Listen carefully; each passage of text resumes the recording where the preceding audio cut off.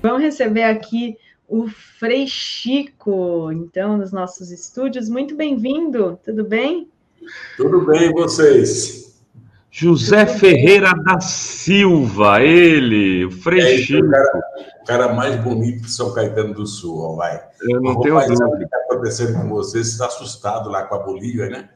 Eu estava um pouco. Mas você está assustado? Calma, ele não vai passar aqui, não. Fica tranquilo, tá? Você está tranquilo? É isso que eu quero saber. Se você estiver tranquilo, aí eu começo a ficar tranquilo, Frei Chico. Ficando na sua frente, eu estou ótimo. Ó, vou fazer o que você me pediu da última vez que a gente se viu, hein? Vou tirar o óculos e vou tirar o boné. Fica diferente, cara. Aí, ó. Tô mais bonito, Frei Chico? É mais bonito que o boné. Põe o boné que é mais bonito. Diga lá, meu filho, o que você manda, rapaz? Eu quero ouvir você aqui. A gente fez estava na apresentação falando da importância. Muita gente já conhece essa história, Frei, mas eu sei que quando eu vi o Lula no podcast Podpah, se não me engano, os meninos estavam fazendo as mesmas perguntas que o Lula já tinha respondido há, sei lá, 30 anos seguidamente.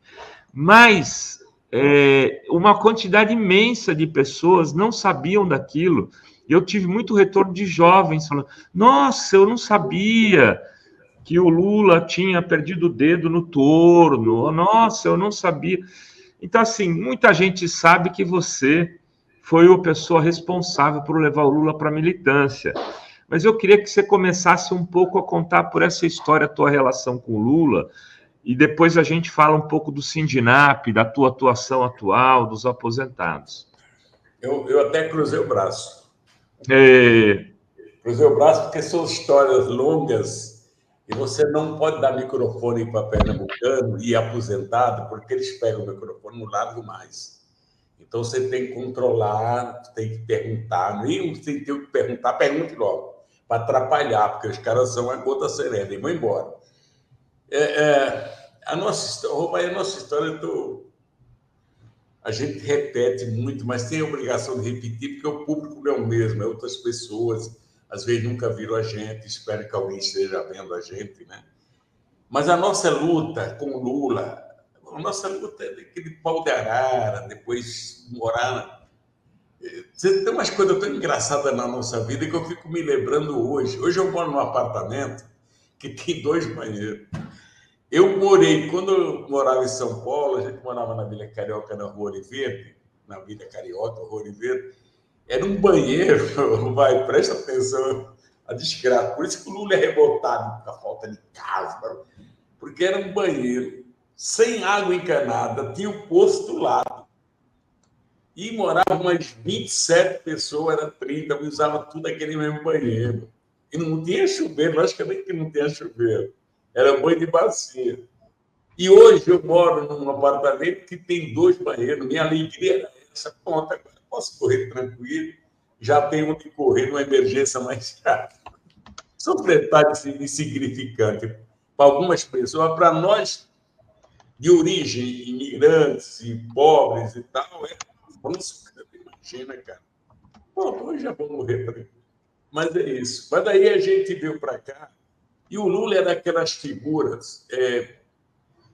Sabe o que vai? A gente começa a falar, começa a pensar. A gente tem uma guinada tão grande na tecnologia que a gente se perde ao querer contar a nossa história, porque ela está tão antiga, tão atrasada, que hoje você tem um diabo de um celular que é tudo automático na hora e é complicado, mas era isso. Naquele tempo, pelo menos, a gente se conversava, porque ninguém tinha celular, a gente trabalhava junto, morava junto e tal. E aí o Lula trabalhava na empresa que ele trabalhava e a gente conseguiu levar o Lula para o sindicato, que não foi uma tarefa fácil, não, até porque naquele tempo a campanha do anticomunismo era muito violenta. Eu lembrando hoje, qualquer um que pensa pela esquerda, quer dizer, o que é pensar pela esquerda? É defender férias, 13º, direito a 8 horas de trabalho, licença da mulher, maternidade. Todos nós pensamos isso, somos comunistas, rapaz. Para alguns setores da sociedade. Eu nem posso ser ridículo, cara. Então, naquele tempo havia uma campanha muito anticomunista e antissindical. Mas ele acabou aceitando entrar numa chapa do sindicato lá em São Bernardo, no meu lugar, porque eu não poderia concorrer, porque tinha outro companheiro da empresa mais velho do que eu, e eu era solteiro ainda na época, eu deixei ele e fui procurar uma pessoa para indicar, através do... E o Afonso, porra, acha bem da Vilada, achei o Lula. O Lula não queria, ficou resistindo, aí a gente, cachaçinha aqui, tá, na época ainda. Acabamos convencendo ele, mas por conversar.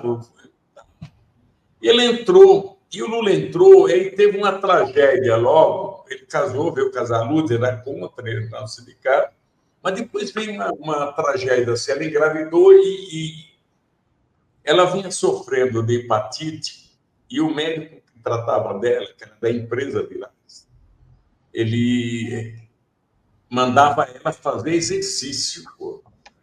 Ela tem 8 meses de gravidez. Um dia minha mãe foi na casa dela, era difícil minha mãe se locomover, coitada, mas ela foi lá e viu ela branca, assim, da cor de uma folha de papel.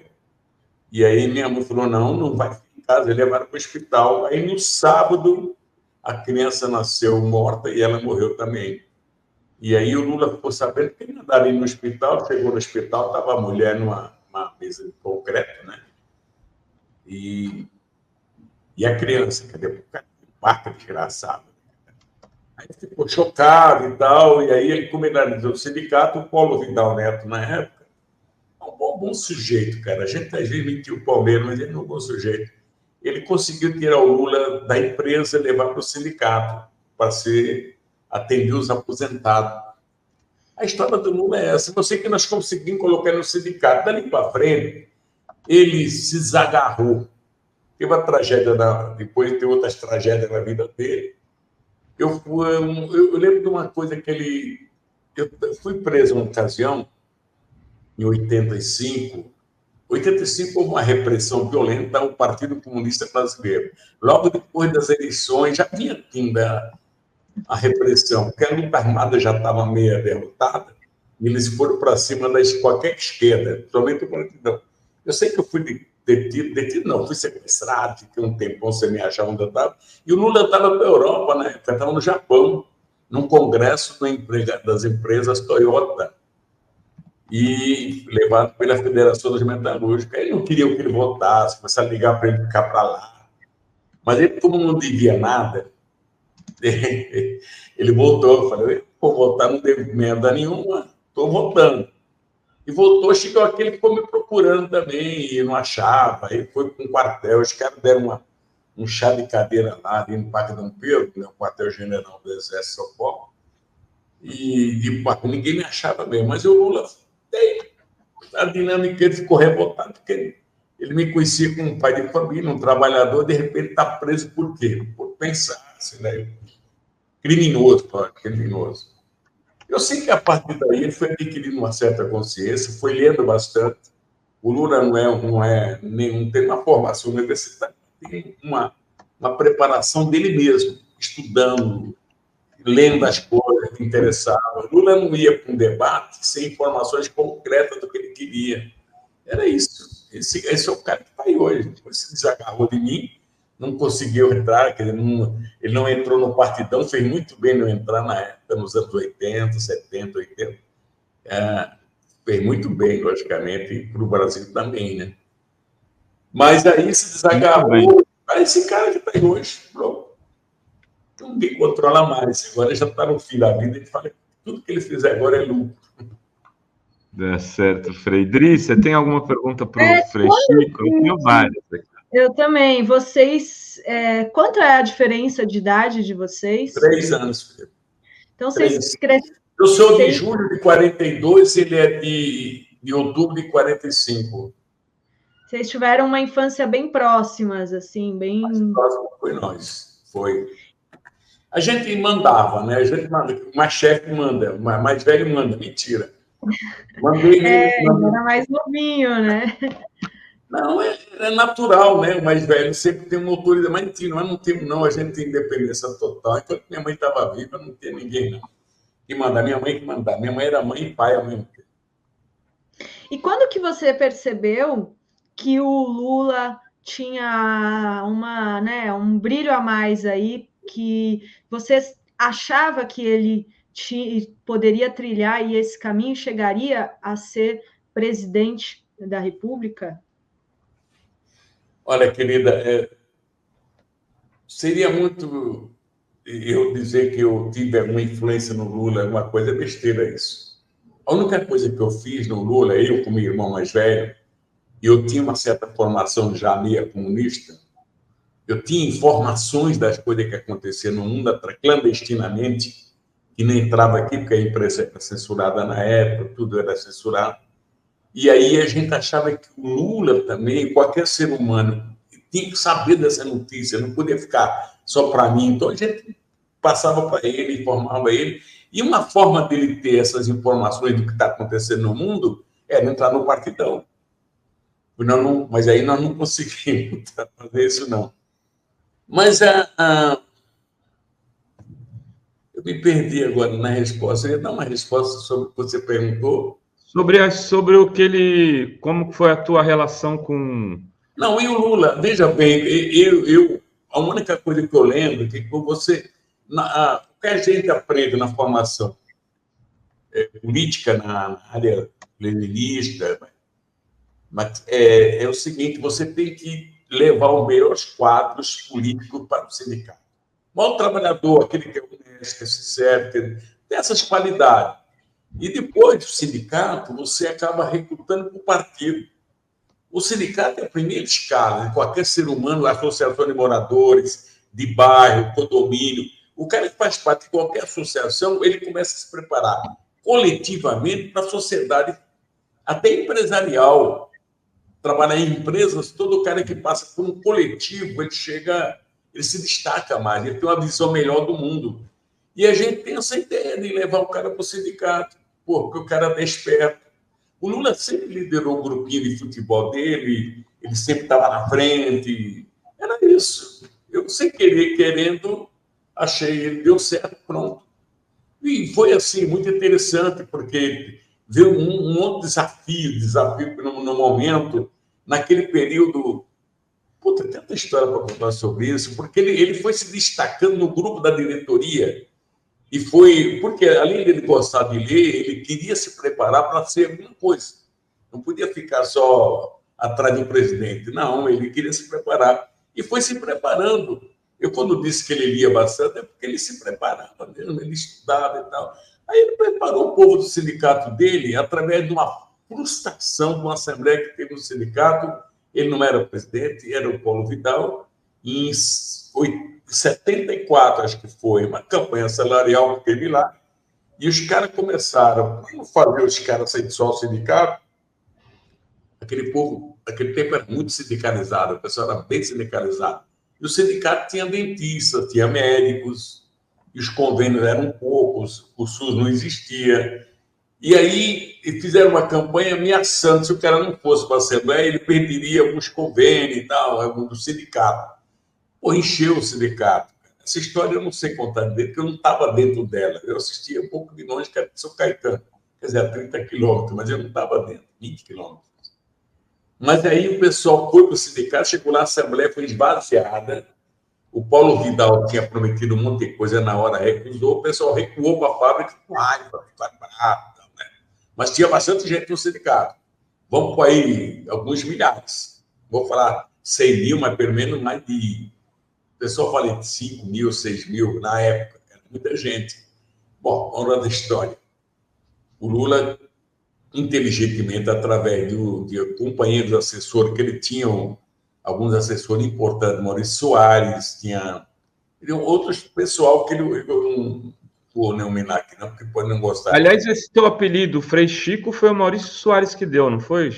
Foi, cara. Foi engraçado, né? Não sou ateu. Porque você é ateu, né? Você não é religioso. Eu não sei se eu sou ateu à toa. O pessoal fica falando em Deus, eu fico procurando, até hoje não achei, cara. Puta, não consigo achar. Não sei comentário. Mas aí é o seguinte. Me atrapalhei agora. Me deixou. Mas por que Frei Chico, então? Por que o Maurício Soares? Chico é isso. Eu tinha uma calvície antes. O Curuca começou a aparecer aqui. Eu era soldador também. Então, na fábrica, na Confab, eu já estava na Confab, na época, quando apelidaram Padre Chico, pela calvície. Aí o Maurício Soares, no dia, tem uma assembleia no sindicato, de São Bernardo. Eu estava lá numa campanha salarial conjunta, não sei se era conjunta. Eu sei que num desses discursos que eu fiz lá, o Maurício Soares me pegou no braço e disse, não sei se foi em 70 isso ainda. Eu sei que foi no ano 69, 70. Estavam havendo prisão de frades na época, uma repressão violenta aqui em São Paulo. E aí o Maurício Soares me pegou, fez um discurso radical, de confronto com a ditadura e tal, quer dizer, me sentindo um herói. E o Maurício Soares me pegou no braço e falou assim, pô, tá parecendo o Frei Chico, para com isso, cara. Agora, quem era o Frei Chico? Frei Chico era um camarada, um frade que tinha sido preso, estava preso na época ainda, foi muito torturado, e acabou se matando na França, parece. E esse apelido pegou, porque quando eu fui preso, em 75, fui preso, né? Sequestrado, preso, sei lá. Auditoria militar, é na rua, a Brigadeiro Luiz Antônio, eram 3 ou 4 militares e um civil, que era um tal de Mel, um jurista lá. Eles queriam me deter porque no depoimento que eles faziam no DOI-CODE, havia um depoimento por escrito. Os caras botavam lá 10, 15 pessoas sentadas em cadeira escolar ali na delegacia da Rua do Dói, e ali você fazia o depoimento escrito, que você foi, que você fez, sei lá. E os caras iam te acompanhando e mandando você mudar aqui, mudar ali, e tal. Você fazia o que eles queriam. Bom, eu cheguei perante a auditoria, falei, reconheci o Frei Chico com um apelido. Era apelido, de fato. Aí o juiz aceitou que ele achava que era codinome, né? Aí ele queria que eu assinasse o doutor, aí foi importante, o doutor, meu advogado, esqueci agora o doutor, Zé Carlos Dias, ele sugeriu ao juiz para me levar um abaixo-assinado de nome de pessoas que me conheciam com apelido. Aí eu peguei a assinatura de alguns advogados, algumas personalidades, e levei para ele. Aí eles me liberaram, não prenderam.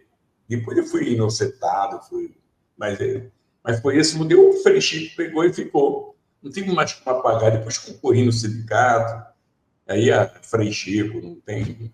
O nome ficou. Muito bem. Tem muito mais aí. Tem o Frei Chico, hoje você é afiliado ao Partido dos Trabalhadores? Não. E o Lula não tinha... Nunca fui, né? Você nunca foi, né? Não, você sabe que nesse negócio de política, a gente não... o Lula ficou, depois foi criar o PT, eu era contra a criação do PT, porque nós já tínhamos nosso Partido Comunista Brasileiro, que achávamos que representava a classe operária, nós tínhamos uma ilusão que representava, queríamos representar, mas ela não apoiou, então, sinal que ela queria outra alternativa. Quando eles foram fundar o PT foi fundado num momento que eu não vou entrar em detalhe, que é muito uma história violenta. Era o PT no Brasil, o Valesca lá na Polônia, né? Havia a Guerra Fria estava em andamento, então todos nós que pensavam diferente era complicado. Então, era um embate. Aí eu fui contra e tal. Eu votei no Roberto Freire para presidente em 89. A 89. O Lula é candidato e o Roberto Freire, no segundo turno, não. Votei no Lula. Tá? Porque é questão de quadro de partido, não tinha como, era da direção nacional, aquele negócio todo. Mas aí... Você não votou no Lula em 89, só no segundo turno? Não votei. Mas hoje você se arrepende disso profundamente, né? Não pelo Lula, mas pelo Roberto Freire. Não, Roberto Freire terminar como está terminando agora é uma tristeza. A briga dele com o Lula é uma coisa que não tem cabimento, cara. Ele foi um quadro interessante para o Brasil. Era uma puta cabeça, nós achávamos que era.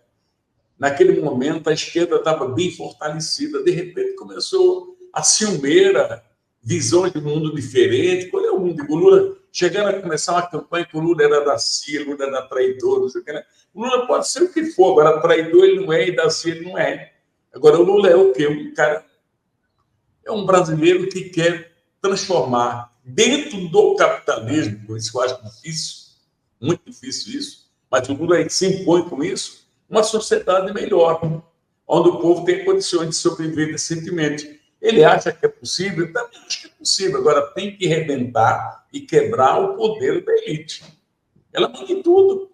Ela tem realizado em tudo. Eu fico engraçado, eu acho engraçado, Rovaia. Eu estou falando como se eu estivesse conversando na boteca. Desculpa se eu sair fora do Imagina, uma delícia isso. Imagina que é eu acho uma engraçado, quando os companheiros começaram a chegar no poder, primeira eleição, eu lembro que eu estava no boteco bebendo lá, e um companheiro disse, um desses, bebendo é uma merda, né? Que você fala besteira pra diabo. Eu sei que um companheiro ligado no PT gritou assim, agora nós estamos no poder. Aí eu comecei a rir. Aí ele, cara, estamos no poder, estamos no poder. Você não sabe o que é o poder, filha da puta. Vai descobrir o poder, lá você vai ver o que é o poder, o que é o governo. É isso, o povo até hoje não descobriu o que é o poder. Nós temos pessoas que ainda vivem na ilusão. A máquina do Estado, ela é, no Brasil, é da elite brasileira, e uma parte dela, grande por sinal, é escravagista, é preconceituosa, racista, é tudo. Estão aonde? Na burocracia pública, nas polícias. Eu acho que foi. Acho que eu fiz um negócio aqui, companheiro. Peraí. Não, melhor. Tá tranquilo, estamos te ouvindo bem, viu, Frei? Não, eu mexi no teclado aqui sem querer. Não, quem que manda no Brasil? Onde é que você decide? Poder Judiciário. Aí tem vários setores do judiciário, hospitais públicos, por mais que você influencia, põe gente lá, mas tem alguém da máquina conservadora lá dentro. Tudo é isso. A máquina pública, o que toca o Estado, ainda é enraizado. O PT errou, quer dizer, o PT, não é que o PT errou, qualquer partido de esquerda que queira chegar ao poder um dia, ele tem que fazer uma programar com o pé no chão, sem alarde, e infiltrando militantes dentro das órgãos públicos. É juiz, é promotor, é procurador, é essas coisas. E dentro dos militares também. Porque se você não fizer isso, você não vai mudar. Por exemplo, vamos pegar a questão militar brasileira. A gente fica... Eu sou saudosista. Eu lembro no meu tempo de jovem, tinha militar nacionalista. Era gostoso ter os caras apoiando a independência brasileira, o caraca. Ou depois disso, nós nunca mexemos na estrutura de formação dos militares. Olha a formação deles, acadêmica. Eles, os Estados Unidos é Deus para ele. Eu até já escutei de pessoas, em alguma roda que a gente conversa, de que o Brasil tinha que se desfazer do exército. Não precisamos do exército mesmo, não. Para quê? Nós temos americanos para nos defender. É isso. E aí tem muita gente que pensa assim, rapaz.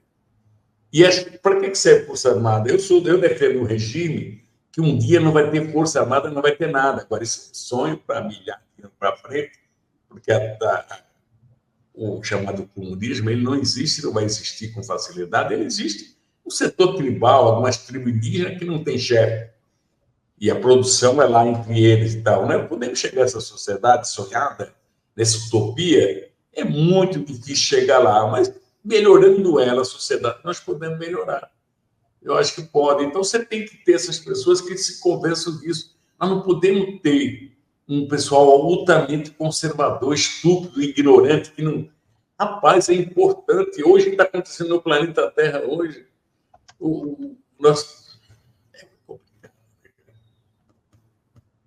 complicado. Pergunta aí, porque senão eu vou contar a história. Não, tranquilo. O Frei Chico, você estava contando a história que o Maurício Soares deu um conselho, aí eu te perguntei do apelido, né? Numa assembleia que estava lotada lá, e o Lula não era presidente do sindicato ainda. Aí eu queria que você contasse a história e depois falasse como o Lula chega a presidente do sindicato. Como é que foi essa história de ele chegar a se tornar presidente? Não, esse negócio sindicato, naquele tempo lá, era meio confuso, era muito complicado. Porque o Sindicato São Bernardo passou a ser um sindicato muito importante para o sistema. O sistema que eu falo é a ditadura na época. era o setor que tinha mais indústria automóvel, era uma concentração grande de operários, de empresa. E eles, aí não era fácil de dirigência sindical, mas como o Lula não demonstrou, eles não tinham nenhum medo do Lula, do ponto de vista de esquerda, de comunista, nós não conseguiram pegar o Lula por aí, o Lula chegou a presidente do sindicato. Agora, numa disputa interna entre eles, lá, os dirigentes, mas em cima da fraqueza, umas falhas do presidente, do Paulo, na época. Agora, quando eu falo isso, não quer dizer que os órgãos sindicais, a Federação dos Metalúrgicos do Estado de São Paulo, as confederações, elas também ajudaram a influenciar, queriam influenciar. Mas o que você tinha em São Paulo, o Joaquinzão, que representava, praticamente no Brasil todo, representava o movimento sindical perante o governo federal. Só que o Joaquinzão era democrata também. O Joaquinzão não era o que pinta, Buda era um cara que dava espaço para todo mundo, sabendo que os caras eram comunistas, era isso e aquilo, mas ele não pedava, pelo menos com a informação que eu nunca tive, e ao mesmo tempo deixava os caras trabalhar, lógico que não atrapalhar ele, não podia atrapalhar o trabalho dele, porque aí eles iam para a porrada. Mas o Lula surgiu nisso, nesse grupo da diretoria, ele foi se despertando, moleque novo, 20 e poucos anos, cara, em certa inteligência, começou a falar bem, ter um discurso melhor, foi fazer discurso de oratória, que não foi fácil, não, porque quando eu comecei a fazer, eles foram uma vez comigo eles falam que assim, que eram o Rubão, que era vice-presidente, foi vice-presidente do Lula, era o Lula, tem mais uns 2 companheiros, foram no Instituto Rui Barbosa, que foi fundado ali numa rua na 24 de maio, perto do São Francisco, e lá tinha um curso de oratória à tarde. Quem dava esse curso de oratória era... esqueço o nome dele. Foi uma jurista, um oficial da justiça, mas o doutor Antônio Postano Sampaio e outro advogado que bancavam esse instituto e fazia curso de oratória. Então, você ia no sábado à tarde lá e era importante fazer o discurso que você queria. Era durante 5 minutos, 10 minutos. E eu levei eles um dia lá, nós conseguimos ir junto, aí eles começaram a achar que ele era coisa de comunista. Aí se passaram, não foram mais. Depois, eu acho que eles foram fazer o curso de oratória já na frente. Não sei se foi com o Melo Antônio, que tem uma escola aqui na Consolação, perto da Consolação, que eu também fiz um curso de oratória lá nos anos 70, 70 e pouco. 70 e pouco. Eles foram fazer. Estou falando tudo isso antes de 75, viu? Aí eles foram fazer. Se fizeram por aí, porque onde eles melhoraram o discurso. E quem não fez curso de oratória também se perdeu. Que é muito importante isso. Na formação operária de dirigência sindical, é isso, tem que se formar. E o Lula se formou ali, cara. A disputa foi interna com os companheiros dele e ele ganhou muito apoio externo também. Na medida que ele ia aparecendo, conversando com as pessoas, porque o Lula tem uma coisa que ele... Se você pode odiar o Lula, mas se você começar a conversar com ele, você gosta. E aí os caras acontecia muito isso. As relações com ele é isso. Mas foi assim, foi uma disputa do grupo interno dele. E eles conseguiram eleger o Lula presidente. Não sei mais. Muito bem. E o Frechico, para a gente, queria saber um pouco de agora, como é que foi ver o Lula sendo preso, depois de ele ter sido presidente da República por 2 vezes, elegido 2 vezes a sucessora dele, você ter que acompanhar aquele calvário. Eu me lembro de ter te encontrado uma vez no lançamento do livro A Verdade Vencerá, lá num sindicato ali perto, no centro de São Paulo, não lembro agora qual sindicato era. Tá todo mundo muito triste, o Vavá estava vivo ainda, o Vavá estava lá, né? E tudo isso aconteceu no meio desse caminho, a morte do Vavá, a morte do seu netinho também, o Sandro, né? Então, sobrinho neto, Arthur, o filho do Sandro, o Arthur. Como é que foi viver do paraíso ao inferno depois, né? E ver tudo isso acontecer? Rovai, você fez uma observação no final agora, do paraíso ao inferno. Eu nunca fui ao paraíso na minha vida, eu particularmente. Eu vivo do meu jeito, do meu canto. Eu vou aqui, daqui a pouco, eu termino daqui, vou ali no boteco, tomo uma cachaceira na esquina para almoçar. Você tem um bar, uma cadeira na calçada.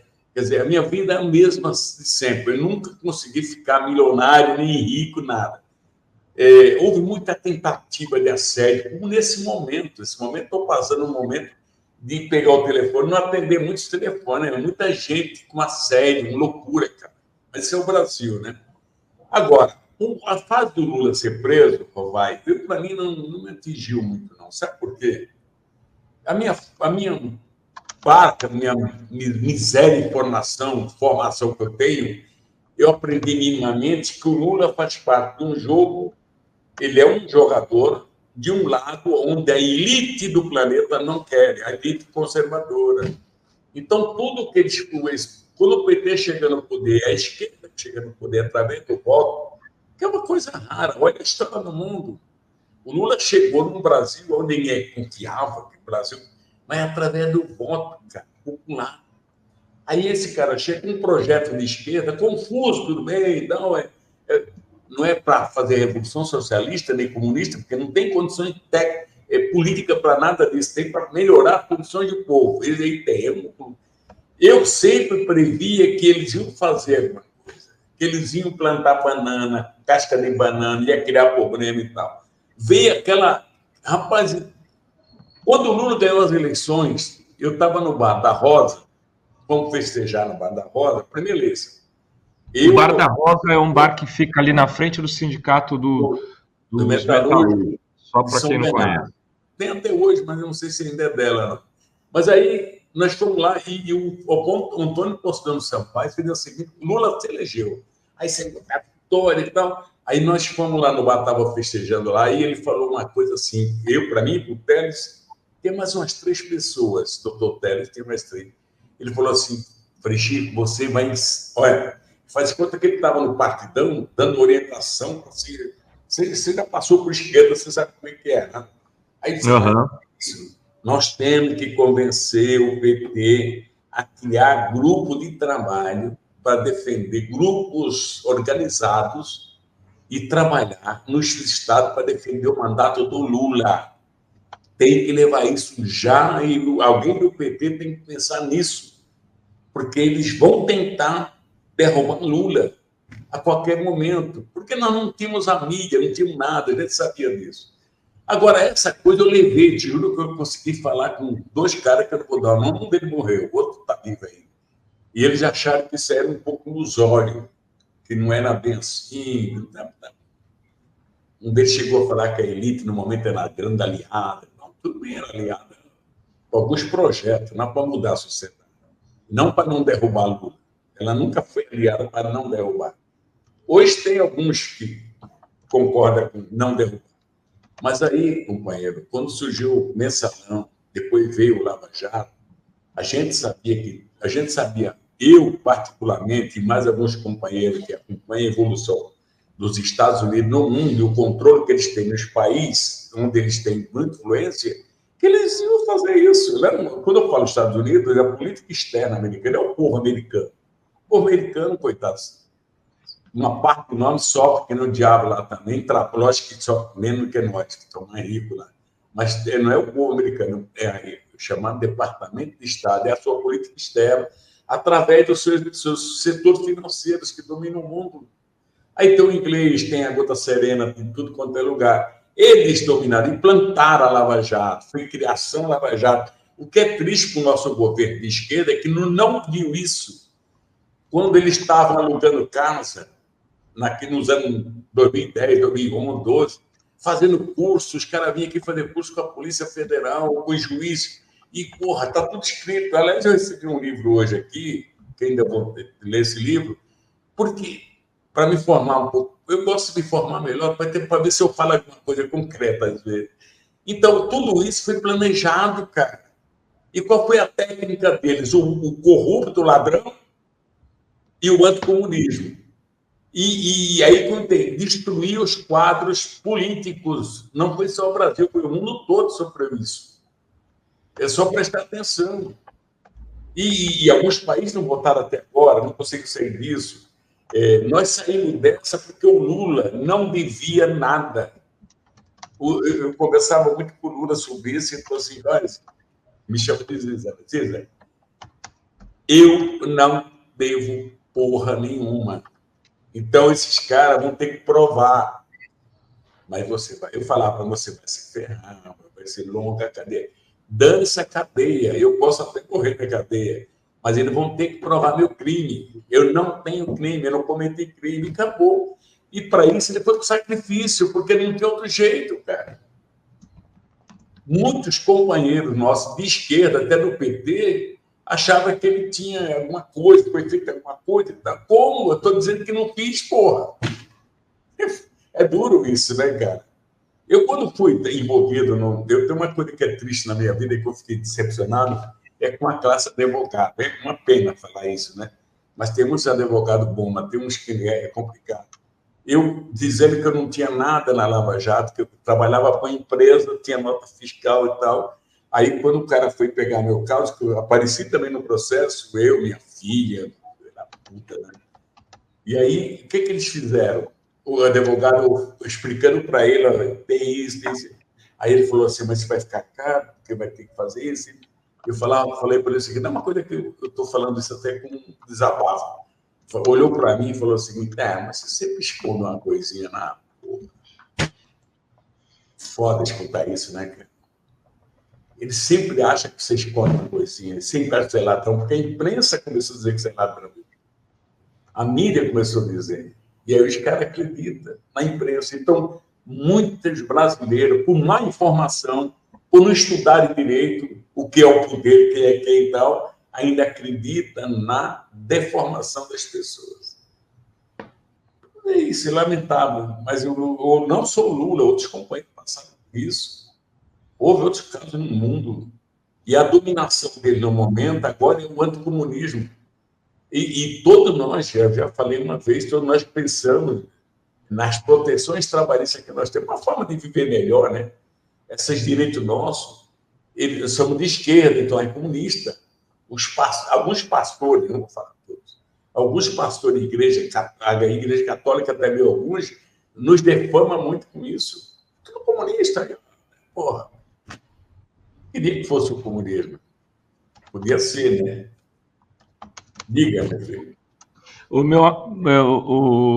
O Frei, queria que você falasse um pouquinho da sua militância atual.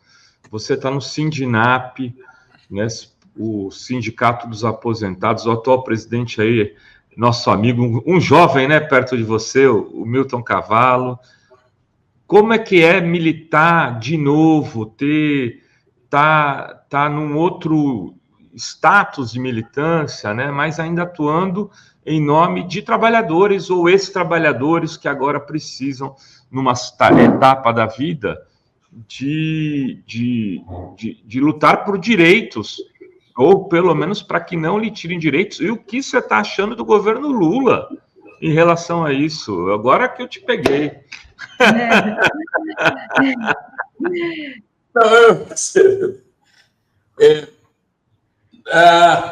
É o seguinte, as coisas... Eu tinha aposentado, por aposentar, eu fui trabalhar com empresas, fui fazer assessoria. Eu não fiquei em casa, a verdade é que eu nunca fiquei em casa. E o companheiro, há uns anos atrás, me chamaram para fazer parte desse sindicato. Esse pessoal que fundou esse sindicato aqui, o João Feio e outros companheiros, foram militando comigo em São Caetano, na chapa de 83. Aí vieram para o sindicato aqui, junto com o Paulinho, através de uma viagem para a Itália e tal, acabaram descobrindo que podia fundar o sindicato de aposentado. E vieram a fundar, e o sindicato está existindo até hoje, está muito grande. Por sinal, está crescendo muito e tal. Nós temos uma certa disputa agora no Tribunal de Contas, houve uma denúncia no ex-companheiro nosso, um dos fundadores aqui, dizendo que o INSS está descontando do pessoal a revelia dele e tal. Nosso caso é o contrário, é que todo mundo é registrado, não tem.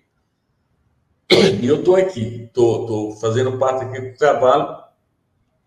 Não estou fazendo muita coisa como devia fazer, porque você precisa divulgar muito o direito dos velhos, dos aposentados. Quando você pergunta, e o governo Lula que está fazendo, eu acho que o governo Lula pode fazer muito pouco. O que nós temos que fazer, e que o Lula e qualquer governo vai fazer, é se nós mobilizarmos os aposentados, não só nós, os trabalhadores também, para que demonstre força, demonstre organização. Aí o Congresso Nacional, que é ultramente muito conservador hoje, e o Lula tem feito milagre de preservar, conseguiu o que ele já conseguiu até agora. Nós temos que trabalhar, e nós aqui trabalhando, numa forma de tentar garantir o mínimo da nossa renda e aumentar, logicamente. Mas eu vejo através, assim, olhando direito, eu tiro o meu caso pessoal. Eu estou aposentado há 29 anos. Olha bem, eu paguei 35 anos, paguei 37, foi 38 anos de INSS. Aposentei no tempo, era um salário X, dava, eu não lembro quanto, mas era um teto. Eu estou trabalhando já praticamente o mesmo tempo, eu já estou aposentado, do tempo que eu paguei em Previdência. Agora, imagine você manter milhões de trabalhadores com um período desse, e aonde vai ter dinheiro para bancar o aposentado que vive esse tempo todo? Como é que nós vamos arrecadar? Onde é que nós vamos achar fundos para repor? Carteira profissional assinada é uma forma, você vai repor, contratando, mas há uma campanha violenta no meio do sistema capitalista, logicamente, de eliminar os direitos trabalhistas. O cara é ser contratado com a ilusão de que trabalhando por conta é mais fácil. Eu cuido da minha vida, eu vejo assim falar isso, eu cuido, eu não quero sindicato, não quero pagar previdência também. É lamentável isso, mas tem bastante isso. Então, nossa tarefa aqui é tentar convencer as pessoas a contribuir com a previdência social. Não entre nesse papo que estão agora jogando, o sistema financeiro está jogando, de que a previdência é deficitária, que tem que cortar isso e aquilo. Nós não somos deficitários. Pelo contrário, se nós temos melhor salário, a sociedade vive melhor. A gente ganha, mas produz, mais. E aí o nosso sindicato está fazendo isso, vamos fazer isso, campanha sistemática contra isso. Não é fácil, mas nós temos que fazer com que nós aumente e garante nosso rendimento. Dentro do combate à inflação, a gente ganhar mais ainda do que a inflação. Agora, é fácil? Não é fácil. O governo Lula está ferrado. Eu tenho até dó do governo, porque ele enfrenta. Você pega os impostos de renda que a elite brasileira paga, é uma vergonha, cara. A gente não consegue mudar isso, cara. Você pega os caras, aposenta, por exemplo, um funcionário público federal, alguns, é o integral que ele ganhava. Alguns funcionários, não dá, né, cara? Eu ganho 50 mil hoje. Eu não sei com o desembargador que ele ganha, acho que é 54 mil reais. Ele aposentou com isso. E os aumentos que vinham para o pessoal, ele pega aumento. Agora, a gente aposenta com salário mínimo, acha que é muito, porque que é isso, cara? Estamos ferrados. Mas nós estamos aqui na batalha, no dia a dia. Não tenho falado com o Lula, é difícil falar com o Lula. De vez em quando no telefone ele troca uma ideia, ele está muito atarefado. Eu tenho até receio de que ele não... Eu acho que ele vai... Mas ele disse para mim o seguinte, ele está se preservando muito porque ele chega em casa, ele descansa 2, 3 dias por semana, descansa mesmo, fica relaxado, não faz muita coisa, mas não consegue ficar, porque tem sempre problema. Esse problema do Rio Grande do Sul, para ele, pegou no meio e na veia, é um problema muito sério, e os problemas internacionais também, né? Afeta muito ele, e ele tem que ajudar a resolver. Você acha que ele devia ser candidato de novo ou que ele já deu muito pelo Brasil? O que você acha, Freixo? O Lula tinha um projeto de vida que eu tinha inveja dele, ia fazer, até sonhar fazer junto. Terminou o mandato em 2010, o sonho dele era pegar a Marisa, na época, montar um esquema e fazer viagem do Rio Grande do Chuí até o Oiapoque, de carro beirando o mar. Levar 1 mês, 2 ou 3 fazendo isso, mas fazer essas viagens que era importante. Conhecer o Brasil beirando no mar. E ele não conseguiu fazer merda nenhuma disso, aí veio a maldita prisão dele, veio aí ele tem que provar que é inocente, aí se ferrou. Agora, você vai perguntar para mim, ele vai ser candidato? Olha, ele está bem de saúde. Candidato, ele gostaria de ser não. Agora, mostra uma saída para daqui a 2 anos. É cedo falar isso, eu também acho que ainda é cedo. Vai acontecer muita coisa no Brasil. Vai acontecer muito atrito, muita coisinha. Então, eu gostaria que ele fosse cuidar do resto da vida dele. Eu gostaria. Mas ele não vai. Não vai. Ele vai fazer que, na hora que para evitar esses trogloditas, que ele fala troglodita, voltar ao poder, ele pode fazer qualquer sacrifício. É isso. Não vejo outra saída também, não. Não dá para falar mal desses caras. Esses caras são muito estúpidos demais. Agora, para quem se todo uma... Nós estamos passando um momento, pai. É uma coisa que nós não estamos falando, eu não tenho competência para falar isso, mas vocês têm que bater em cima disso. Só a mudança do planeta Terra. Chamada a geopolítica. Nós vamos sofrer muito com a geopolítica, porque os americanos não querem abrir mão do domínio do Brasil como braço deles, como reserva estratégica deles. E o mundo está saindo fora do esquema americano, só de guerra, só de destruição, porque o americano, lamentavelmente, não é todo americano, eu tenho que tomar cuidado com isso para não falar, mas a estratégia americana é dominação, é a invasão, destruição, e não dá nada em volta, da liberdade, da democracia. A democracia dele está em crise total. As eleições dele estão sujeitas a ser destruída pela própria ganância americana. Há um setor da sociedade que eles estão um século retrasado, nem passado no América. E foi complicado isso, cara. Então, nós vamos sofrer muito isso, cara. Não se iluda, não. Não sei como é que nós vamos fazer, não sei se compensa ficar batendo nisso, mas nós temos que preparar o povo para esse tipo de coisa, cara. Esses caras, eles não querem perder esse domínio. Nós somos um país milionário, rico. O povo não entende o que é riqueza. Riqueza é dinheiro no povo. No bolso, não, nós somos ricos. Olha o nosso clima, olha a nossa riqueza mineral e tudo. Falta má distribuição que nós temos. Uns ganham tanto.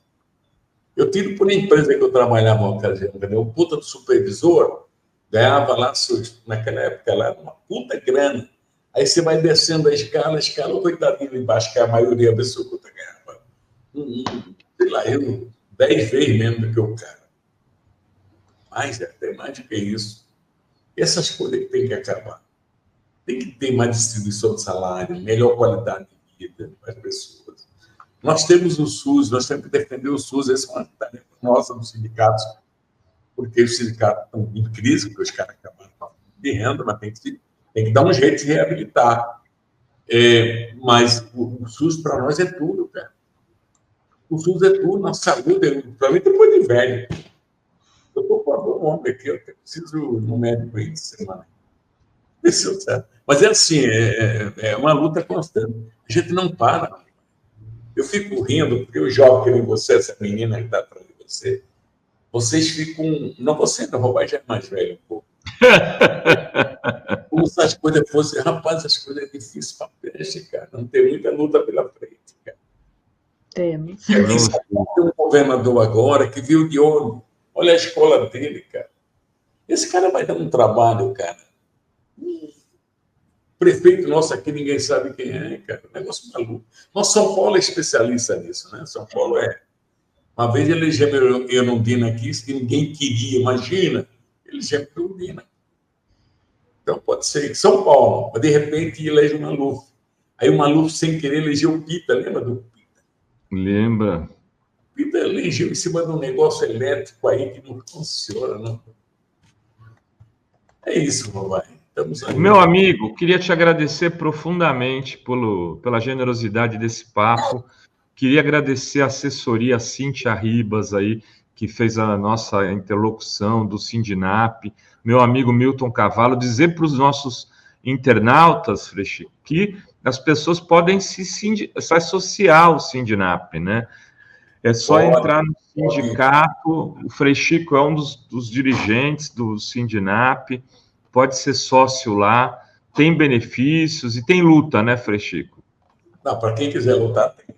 Tem baile, amanhã mesmo vai ter uma festa, que amanhã tem uma festa de Julinas aqui no sindicato. Olha, vem bastante gente, dá dó, mas tem bastante gente. E as meninas que vêm assim de 70, 80 anos, 80 e pouco, elas são alegrinha para diabo, cara. Eita! E ao mesmo dia você vê, cara, é muito legal. Eu vou lá, eu vou aí. Vou me divertir com vocês. Eu só falei, eu peço desculpa que eu falei, você também não perguntou nada, eu vou falando. Vai falando. Deixa eu ler os superchats. O Décio Amadio escreve: grande Frei Chico, uma simpatia de pessoa, arquivo vivo de muitas histórias políticas e nunca se aproveitou do fato de ter um irmão tão importante. E o Anar BF diz: necessitamos ouvir mais Frei Chico. E olha só, o Vitor Sarno já está fazendo a campanha. Frei Chico presidente. Olha aí. Eu não sei quem é, mas ele está sonhando demais, né, cara? Tá louco. Mas eu só para terminar, ontem eu fui numa... Eu não me senti assim. Ontem eu fiquei assustado. Eu fui numa reunião de sindicalista ontem, o Rovai conhece os caras.